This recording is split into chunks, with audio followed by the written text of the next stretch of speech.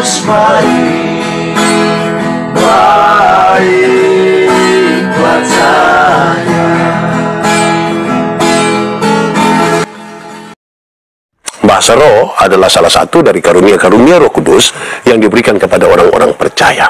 Saya ingatkan kembali kita, saudara, bahwa karunia-karunia Roh Kudus itu dibagi dalam dua.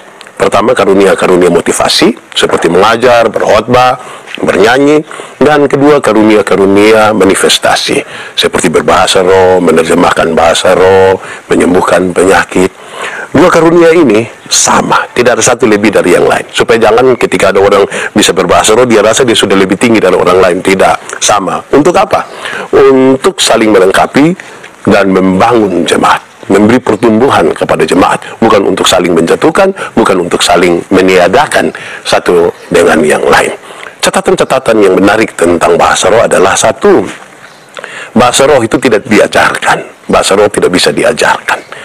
Bahasa roh itu bukan karena fasilita, bukan karena diajarkan. Jadi kalau ada orang datang mengajar kepada saudara bahasa roh, jangan percaya. Roh Kudus itu, bahasa roh itu tidak bisa diajarkan.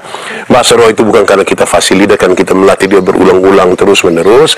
Atau bahasa roh itu bukan bahasa yang tidak dimengerti, bukan. Bahasa roh itu bahasa yang dimengerti. Kalau misalnya saya berbicara dalam satu bahasa dan tidak mengerti, ada yang punya karunia untuk menerjemahkan bahasa itu supaya dimengerti dan baik bagi pertumbuhan jemaat. Jangan sampai saudara berbicara hal-hal yang tidak dimengerti dan itu hanya seperti bunyi gong yang gemerincing dan tidak memberi pengaruh apa-apa kepada pertumbuhan jemaat. Atau saudara-saudara yang terakhir tentang bahasa roh, bahwa bahasa roh itu terjadi menurut waktu Tuhan, bukan menurut waktu kita. Jangan sampai kita berpikir begitu rupa bahwa setiap kali kita berdoa kita mesti berbahasa roh, atau kita akan menggunakan bahasa roh pada waktu di mana kita butuhkan. Tidak, sesuai dengan waktu Tuhan. Waktu Tuhan yang mengatur itu semua untuk ada, dan waktu Tuhan itulah yang memungkinkan kita, saudara-saudara, untuk berbahasa menurut apa yang Tuhan mau. Itu bahasa roh.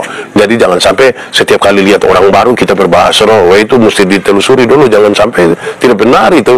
Atau jangan sampai setiap kali kita berdoa harus berbahasa roh, belum tentu begitu. Dia menurut waktu Tuhan. Jadi itu semua ada, Tuhan mungkinkan itu, tetapi menurut waktu dan menurut cara Tuhan. Yesus baik, baik.